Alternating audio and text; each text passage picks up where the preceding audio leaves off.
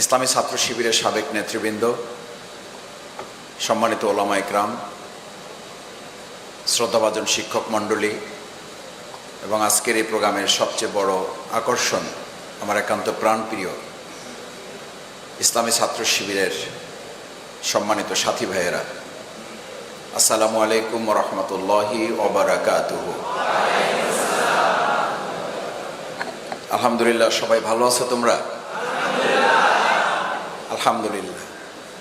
আমরা এরকম একটি উন্মুক্ত পরিবেশে কথা বলার, একত্রিত হওয়ার প্রায় 17 বছর পর সুযোগ আল্লাহ দিয়েছেন। সেজন্য আরেকবার অন্তঃস্থল থেকে মস্তক অবনত করে সিজদা অবনত চিত্তে শুকরিয়া আদায় করছি। সকলে বলে আলহামদুলিল্লাহ।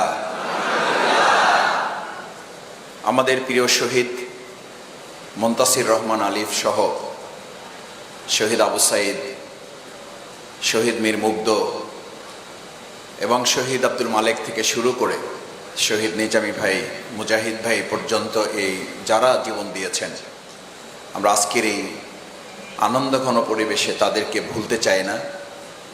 আল্লাহ তাআলা তাদেরকে মানুষ হিসাবে যা অন্যায় আছে, গুনাহ আছে, সেগুলো মাফ করে দিয়ে তার ওয়াদা অনুযায়ী তাদেরকে জান্নাতুল ফেরদাউসের উঁচু মর্যাদা যেন দান করেন।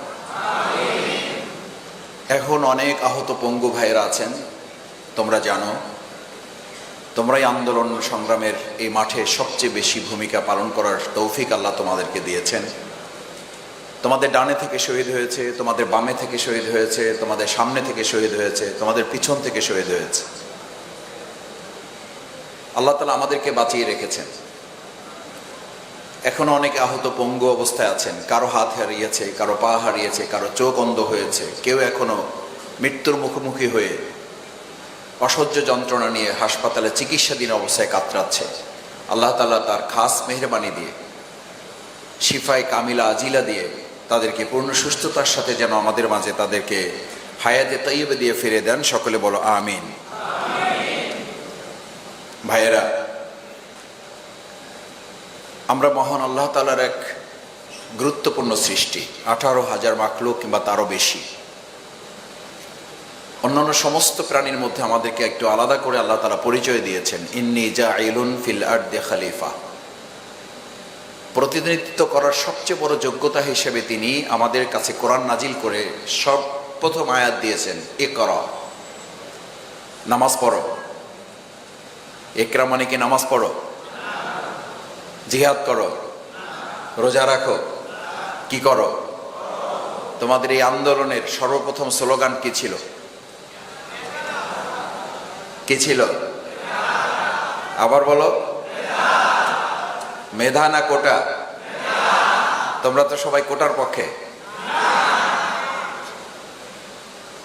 এই যে আন্দোলন করেছো, আমার তো মনে হয় যে এটা আন্দোলন করা না, এটা ইবাদত, আল্লাহর নির্দেশ ছিল এটা। এবং সেই আন্দোলনে, সেই জিহাদে, সেই লড়াই, আল্লাহর নির্দেশ বাস্তবায়নে আল্লাহ আমাদেরকে বিজয় করেছেন, আলহামদুলিল্লাহ। এবং এই বিজয় আগামী দিনে আমরা ধরে রাখবো ইনশাআল্লাহ। কারণ মেধার রাজত্বে ইসলামী ছাত্র শিবির রাজত্ব করবে, এটার জন্য ইসলামী ছাত্র শিবিরের জন্ম হয়েছে আমাদের কোনো স্কুল থেকে, কলেজ থেকে, কোথা থেকে? ঢাকা বিশ্ববিদ্যালয় থেকে। যেই ঢাকা বিশ্ববিদ্যালয়ে আজকে এই আন্দোলনের শুরু, এই আন্দোলনের বিজয়, সেই ঢাকা বিশ্ববিদ্যালয় থেকেই বাংলাদেশ ইসলামী ছাত্র শিবির 1977 সালের 6 ফেব্রুয়ারি মাত্র 6 জন থেকে শুরু করে আজকে 6,000, 6 লাখ, আলহামদুলিল্লাহ। কয়েক কোটি ছাত্র জনতার মধ্যে বাংলাদেশ ইসলামী ছাত্র শিবিরের যে ভালোবাসা, যে জনসমর্থন, এটা একমাত্র এটার জন্য যে আমরা 3টা জিনিসকে সমন্বয় করেছি, মেধা, সততা এবং দেশপ্রেমকে সাথে নিয়ে এই দেশকে আমরা আগামী দিনে গড়ে তুলব। এটার ক্ষেত্রে কোনো প্রতিবন্ধকতা আমাদেরকে থামিয়ে রাখতে পারবে না। মেধা এবং কোটার লড়াই আমরা যেভাবে বিজয় হয়েছি, আগামী দিনে অন্যায় অসত্যের বিরুদ্ধে সত্য এবং ন্যায়কে বিজয় করে এদেশে ইসলামকেও বিজয় করা হবে একইভাবে ইনশাআল্লাহ। সেই বিজয়ের জন্য তোমাদের এবং আমাদের প্রথম কাজ হচ্ছে, প্রিয় ভাইয়েরা, নাম্বার 1, যারা আজকে এখানে আছো তাদেরকে প্রথম ধারণ করতে হবে এই দেশটা আমাদের। আমাদের যদি বলে আরেকটু ছোট করে বলি, এই দেশটা আসলে তোমাদের। তোমরা এই দেশের, এই বিশ্বের মানুষের ধারণাকে পরিবর্তন করে দিয়েছে। তোমাদের দেখলে এখন আমাদের ভয় হয়। আমি আগেও বলতাম, তোমরা তখন এগুলো হাসতে। আমি বলতাম তোমাদের সামনে যখন বক্তৃতা করে যাই, তখন তোমাদের কেউ কেউ বলতো ভাই খুব ভালো লাগছে বক্তৃতাটা, আপনার বক্তৃতা ইউটিউবে দেখি। তখন আমার খুব লজ্জা লাগতো আর কি। কিন্তু তোমরা যে আমাদেরকে খুশি করার জন্য বলতা, এটা 5ই আগস্টের পরে এখন বুঝি আর কি। আমি তখন হাঁটতে হাঁটতে যেতাম আর মনে করতাম যে যা বলছি এ তো আমি নিজেও বুঝতেছি না যে কি বলছি, কিছুই তো বলি না। এই ছেলেরা আমাদের চেয়ে এখন অনেক ভালো জানে, ভালো বোঝে, দুনিয়ার আরো অনেক তথ্য তাদের কাছে, টেকনোলজি তাদের কাছে অনেক বেশি। আমাদের এই বক্তৃতা তাদের শুনতে হবে কেন? এটা নিতান্তই তাদের প্রতি আমাদের একটা দায়িত্ব। কিছু সময় আমাদেরকে দেওয়া হয়, এই সময়টুকু তোমাদের কাছে আসলে বলা যায় যে অযথাই ব্যয় করে চলে যাই।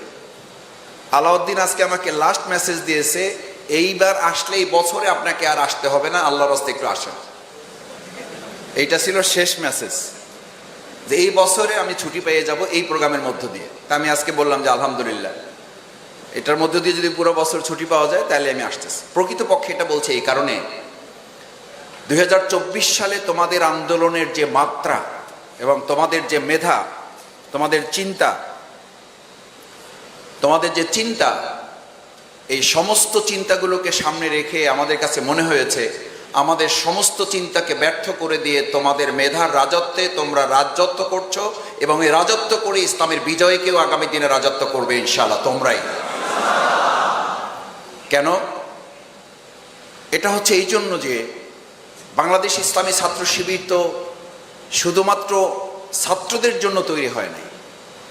আমি বহুবার বলেছি, বাংলাদেশ ইসলামী ছাত্র শিবির ছাত্রদের অঙ্গনে তারা রাজত্ব করবে, মেধার রাজ্যে তারা রাজত্ব করবে। সেখান থেকে আগামী দিনের সুন্দর ভবিষ্যৎ বাংলাদেশ বিনির্মাণের সুন্দর নেতৃত্ব তারা তৈরি করবে।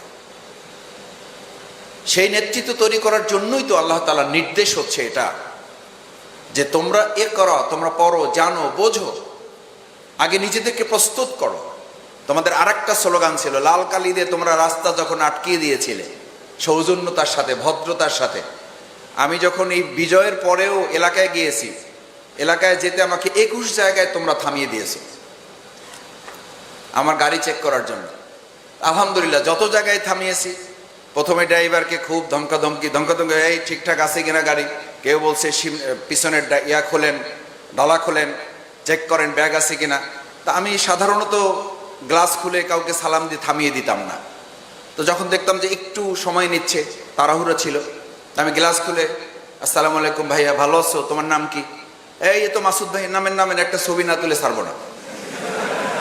তা আমি তখন একজনকে বললাম, এটা তো বৈষম্য, তোমরা বৈষম্যের বিরুদ্ধে আন্দোলন করতেছো, মাসুদ ভাইয়ের দিকে ছবি না তুলে ছাড়বা না। আর এতক্ষণ তো ব্যাগ ট্যাগ সুদ্ধা আমার পায়ের নিচের পর্যন্ত চেক করতেছে।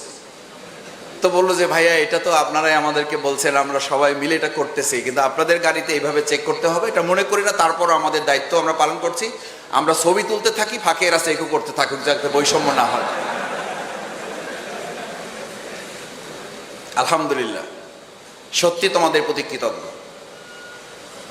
এবং ওখানকার ওই ছেলেরা কেউ ছাত্র শিবির করে এটা বলে নাই, একজনও বলে নাই।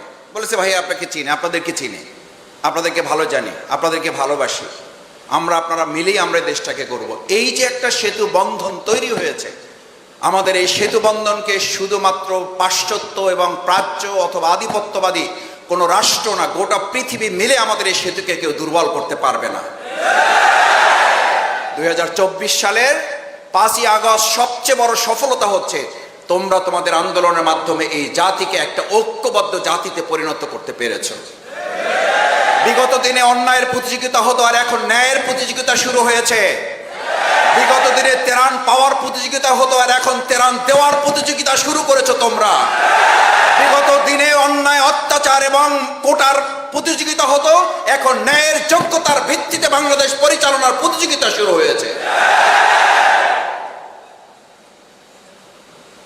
আগে চাঁদাবাজি করলে, টেন্ডারবাজি করলে, সন্ত্রাস করলে তার র্যাঙ্ক বেড়ে যেত। আর এখন মেধার রাজ্যে রাজত্ব না করলে তার উপশাখারও পোস্ট থাকবে না। বাংলাদেশ ইসলামী ছাত্র শিবির ছাত্র সমাজের এই আন্দোলনকে ধারণ করে আমরা আমাদের প্রিয় মাতৃভূমি বাংলাদেশের সুন্দর একটা স্লোগান, ওই যে প্রসঙ্গ বলছিলাম, রাস্তা আটকিয়ে লাল কালি দিয়ে তোমরা রেখে দিয়েছিলে, রাষ্ট্র সংস্কারের কাজ চলছে, লিখছিলা? লিখছে। রাষ্ট্র সংস্কারের কাজ চলছে, তোমরা একটা বলো না এই কাজ শেষ হয়ে গেছে। তোমরা বলছি ইটস এ কন্টিনিউয়াস প্রসেস। আমাদের এই রাষ্ট্র সংস্কারের কাজ চলমান। আমাদের আমিরে জামাত ডাক্তার শফিকুর রহমান উনি একটা বক্তব্য দিয়েছেন। এই বক্তব্য কেউ কেউ ভিন্নভাবে এখন প্রচার করার চেষ্টা করছেন, অসৎ উদ্দেশ্যে সুবিধা ভোগ করার জন্য, এবং এই সরকারকে দুর্বল করে দিয়ে আর একটা অন্যায় প্রতিষ্ঠিত করার জন্য তা করা হচ্ছে। আমিরে জামাত স্পষ্ট করে বলেছেন, 15.5 বছরে এই বাংলাদেশকে ভেঙে চুরে খান খান করে দেওয়া হয়েছে।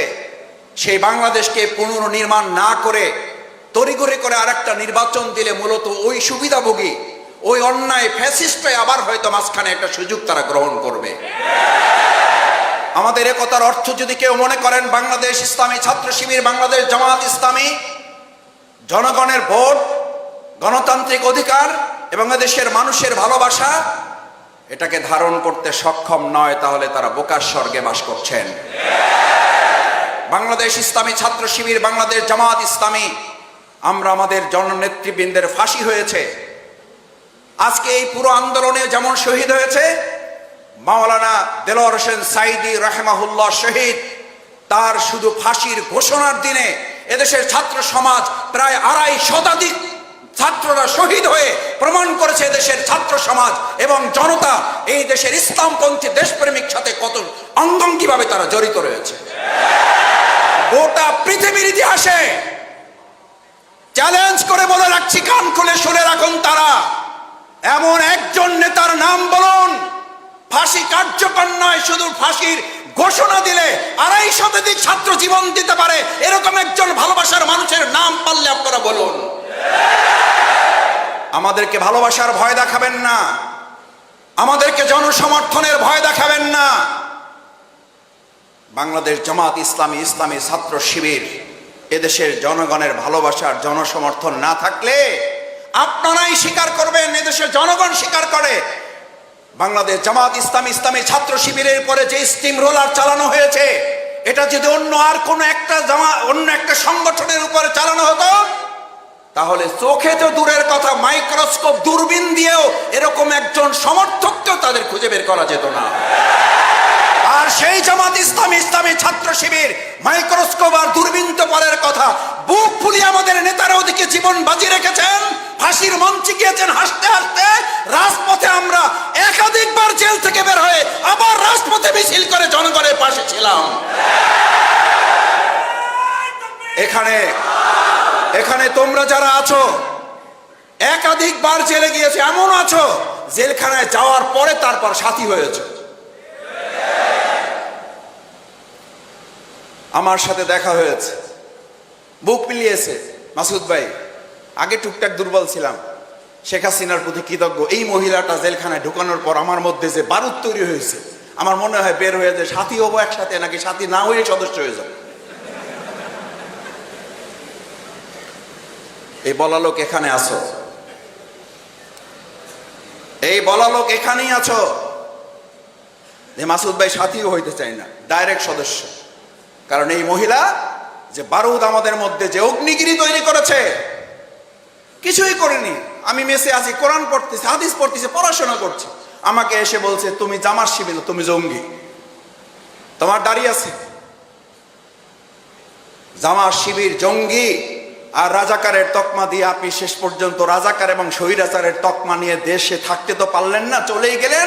আপনি শুধু বাংলাদেশের বিপদ না, গোটা পৃথিবীর বিপদে পরিণত হয়েছে। আপনি আমাদেরকে ঘর ছাড়া করতে চেয়েছিলেন, এখন আপনার পরিবারের সদস্যরা আপনারা নিয়ে দুশ্চিন্তায় আছে, আপনি যেন তাদের ঘরে গিয়ে আবার না ওঠেন। মনে আছে, দেখেছো ইন্টারভিউ তাদের। আমাদের স্বামী হারা করেছেন, আমাদের এই শহীদ পরিবারের সন্তান হারা করেছেন। আল্লাহ তাআলা আপনাকে জীবিত রেখে জীবিত অবস্থায় আপনাকে পরিবার হারা করে দিয়েছে। আমরা তখন বুক ফিলিয়ে জনগণের ভালোবাসা, আল্লাহর রহমত নিয়ে বলেছিলাম, আমাদের অফিস হারা করেছেন, আমাদের ঘর হারা করেছেন। ঢাকা মহানগরী দক্ষিণের প্রত্যেকটা ঘর আমাদের জন্য অফিস, প্রত্যেকটা ঘরের দরজা খুলে দিয়ে আমাদেরকে গ্রহণ করার জন্য এই ঢাকা মহানগরীর লোকেরা বুক পেতে দিয়ে বলেছিল, জামাত ইসলামী, ইসলামী ছাত্র শিবির আসলে তাদের জন্য প্রত্যেকটা ঘর খোলা থাকবে। 15.5 বছর ঘরে থাকি নাই, আর শেষ 15 দিন যেই ঘরে ছিলাম, আমি বারবার বলতাম, ভাই আমারে ধরতে আসলে কিন্তু আমারে যা মারবে তার চেয়ে আপনারে বেশি মারবে, বুঝেন কিন্তু, বুঝেন কিন্তু। আমি জানি না পাশ থেকে ভাবি কিভাবে শুনছে।